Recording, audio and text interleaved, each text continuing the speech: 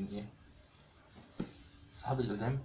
بالنسبه للفيديو اللي فات، انا بصراحه يعني نزلته، بس حسيت ان انا لا في شويه صغيرين، ومش صغيرين بصراحه، هو يعني شويه كتار، يعني لدرجه ان انا حسيت ان انا قلبت على رضا حامد في الكلام، لان حسيت ان بتكلم بنرفزه. بصراحه يعني كنت وقتها حسيت اني مظلوم بصراحه، يعني اتظلمت بصراحه، لان اللي اتقفل مني قناتي كانت كبيره الحمد لله، يعني في الاول اتقفلت مني غصب عني، لان المحتوى كان كويس بس ما عجبش ناس، ما اعرفش ايه اللي ما عجبهمش في كده، بس يعني حسيت ان المهم ان انا حسيت ان انا اتظلمت فيها، عشان كده كنت بتكلم بنرفزه.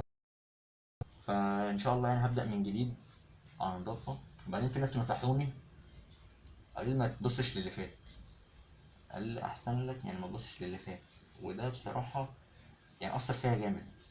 يعني ابدا على يعني ان شاء الله هبدا على جديد، صفحه جديده، وابدا من الاول، وزي ما زي المحتوى بتاعنا اللي فات. اهم حاجه ان شاء الله هيعجبكم الناس الجداد برضو، يعني يشوفوا ان شاء الله حاجات حلوه قوي في القناه الجديده، ويشوفوا محتواها ان شاء الله هيعجبهم جدا. اما بقى الناس، في ناس بقى كتير نصحوني ان ما ابصش للي فات واللي حصل ده، وبعدين ابسط حاجه انك لما تقع تقوم تاني تبص لعدوك وتضحك، دي احسن حاجه، يعني ان انا هبدا من جديد، واللي وقعني ده يعني هحط صباعي في عينه وان شاء الله هيعجبكم كل المنشورات والحاجات الجديده اللي هنشرها.